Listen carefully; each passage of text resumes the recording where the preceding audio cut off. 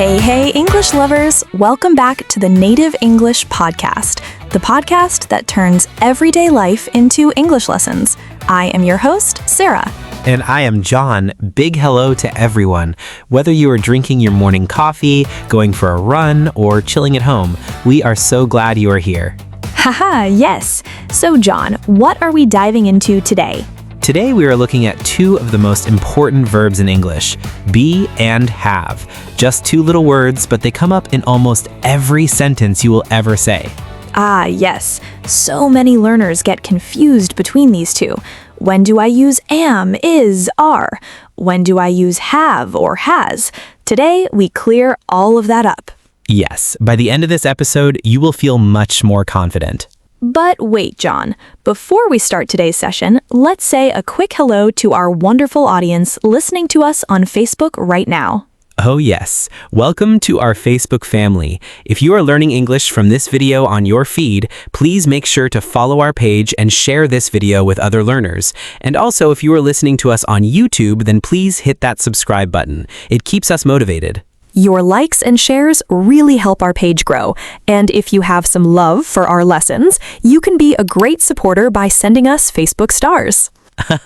Nice use of be and have there, Sarah. Yes, your stars motivate us to keep creating these free and simple lessons for you. So thank you so much. Thank you for the support, everyone. Let's begin. Okay, John, let us start with the verb be. Now, be is a special verb.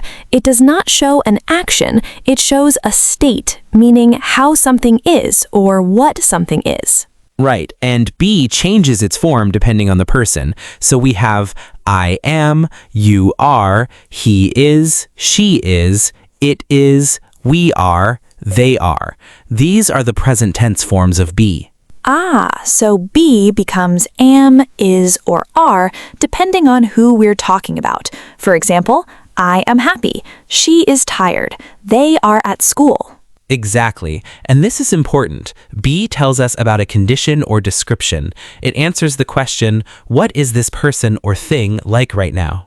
So, for example, if someone asks you about your friend Emily, you can say, she is tall, she is kind, she is a teacher.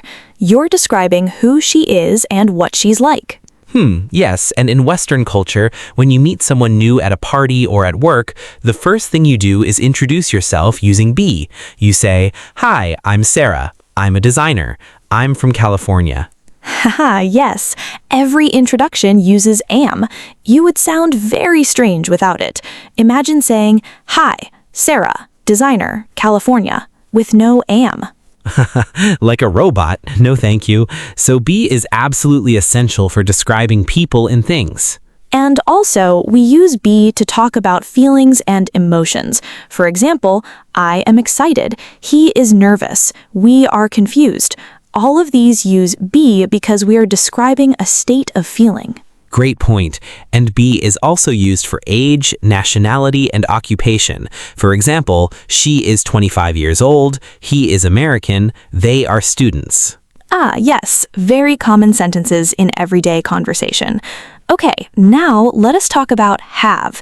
Have is different from be. Have shows possession, meaning you own something or you hold something. Yes, and have also changes. We say, I have, you have, he has, she has, it has, we have, they have. So the third person, he, she, it, uses has, not have. That is really important. He has, not he have. She has, not she have. This is a very common mistake for A1 learners. Very common. So, for example, I have a car. She has a dog. They have a big house. Jake has 2 brothers.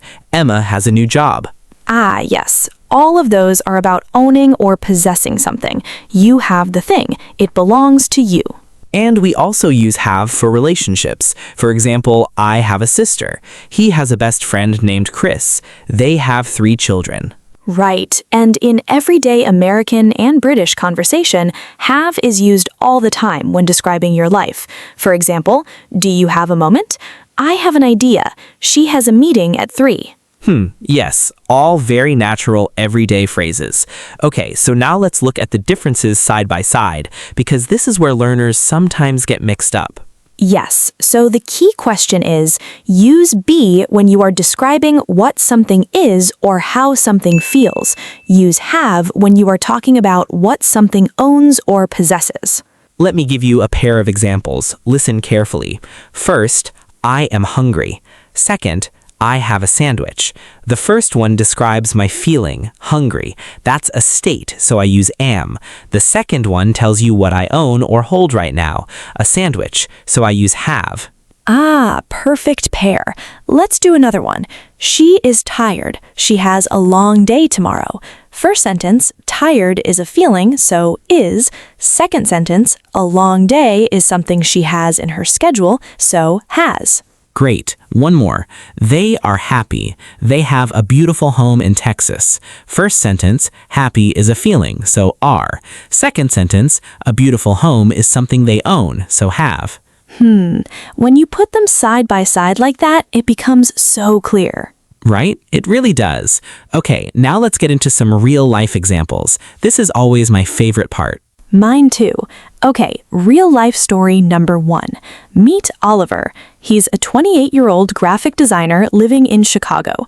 Oliver just started a new job at a creative agency. On his first day, his manager asks him to introduce himself to the team. So Oliver stands up and says, "Hi everyone, I'm Oliver.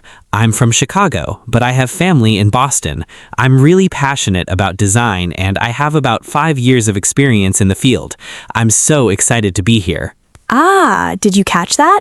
He used am 3 times to describe himself. I am Oliver, I'm from Chicago, I'm really passionate. And he used have 2 times. I have family, I have 5 years of experience. Both verbs in one short speech. Yes, perfect real-world example of be and have working together in natural English conversation. Real-life example number 2. Meet Sophie. She is a student at a university in London. She is talking to her new flatmate, Rachel, on the first day they move in together. Sophie says, "Hi Rachel, I am Sophie. I'm 21. I am a second-year student. I have a small desk lamp if you need one. I have classes on Monday and Wednesday mornings, so I am usually quiet in the evenings. I'm really happy we're going to be flatmates." Beautiful. Again, am and have used so naturally. I am Sophie, describing who she is. I have a small desk lamp, describing what she owns. I have classes, describing what is in her schedule. I am happy, describing her feeling. So smooth and so natural. This is how real people talk in everyday British life. And once you learn be and have well, you will sound like this too. Yes. Okay, real life example number 3. Meet Tom. He is a 40-year-old dad living in a small town in Ohio. He is talking to his neighbor Dave on a Sunday afternoon. Tom says, "Hey Dave, how are you?" "I'm great, thanks. I have a barbecue going in the backyard. You should come over. My brother is visiting from Seattle and he has his kids with him. It's going to be a fun afternoon. We have plenty of food." Ah, such a warm and friendly conversation. And look, he used is, am, have, and has all in that short chat. He's great. Feeling. He has a barbecue. Possession. His brother is visiting. State of action. He has his kids. Possession. They have plenty of food. Possession. Exactly. In real Western conversations, these two verbs appear together all the time. They're best friends. Be and have, best friends in English. Okay, now let us look at one very common mistake. Some learners say, "I am have a car," or "she is have a sister." Is that correct? No, no, no. That is a big mistake. You cannot use am, is, are together with have in this way. You either use be alone, I am a student, or you use have alone, I have a car. Not both together. Yes, I am have is never correct. Choose one, be or have, depending on what you want to say. Simple rule. Describing something, use be. Owning something, use have. Never mix them together in one verb phrase. Perfect. Now let's do our useful phrases section. Phrase number 1, I'm all yours. This is a warm Western phrase meaning I'm free and ready to help you. For example, you finish your meeting and say to your colleague, "Okay, I'm all yours now. What do you need?" Love it. Very natural. Phrase number 2, I've got your back. This means I will support you and protect you. For example, don't worry about the presentation. I've got your back.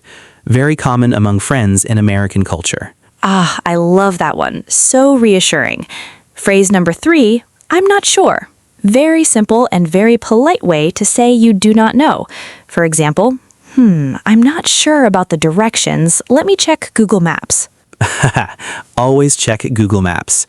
Phrase number 4, I have no idea.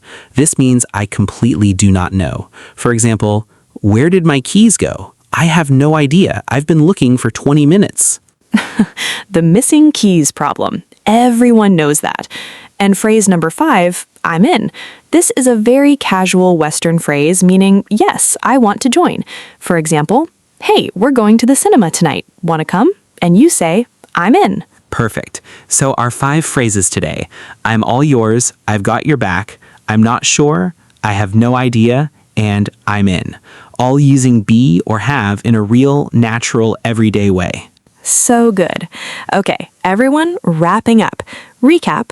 Be, which becomes am, is, are, describes states, feelings, and identities.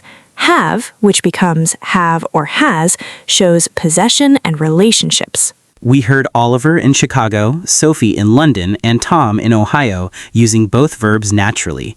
And remember, I am have is never correct. Choose one verb at a time. So much in one episode. Okay, friends, don't forget to like, subscribe, and share this to your friends.